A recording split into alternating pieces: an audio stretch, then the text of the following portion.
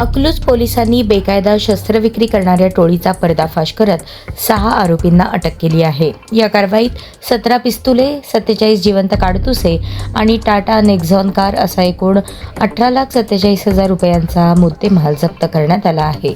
14 August रोजी मिळालेल्या गोपनीय माहितीनुसार परिते येथील विकास वजाळे याला कारसह ताब्यात घेण्यात आले. त्याच्याकडून 2 पिस्तुले, 4 जिवंत काडतुसे जप्त करण्यात आली. चौकशीत त्याने ही शस्त्रे राहुल माने याच्याकडून घेतल्याची माहिती दिली. यानंतर पोलिसांनी करकम, सांगोला, मिरज, कर्नाटक आणि मध्य प्रदेशात कारवाई करत शस्त्रसाठा जप्त केला. सोनगीर, धुळे येथील अनिल मेहता याला ताब्यात घेत त्याच्याकडून 4 अग्निशस्त्रे आणि 25 जिवंत काडतुसे जप्त करण्यात आली. या प्रकरणात एकूण 6 आरोपी अटक झाले असून 2 आरोपी फरार आहेत. या टोळीचे धागेदोरे सोलापूरसह सांगली, कर्नाटक आणि मध्य प्रदेशापर्यंत असल्याचे तपासात समोर आले आहे.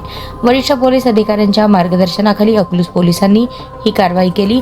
आरोपींविरुद्ध शस्त्र अधिनियम, BNS आणि महाराष्ट्र पोलीस अधिनियमांतर्गत गुन्हा दाखल करण्यात आला आहे. अटक आरोपींना 21 ऑगस्टपर्यंत पोलीस कोठडी सुनावण्यात आली असून फरार आरोपींचा शोध सुरू आहे.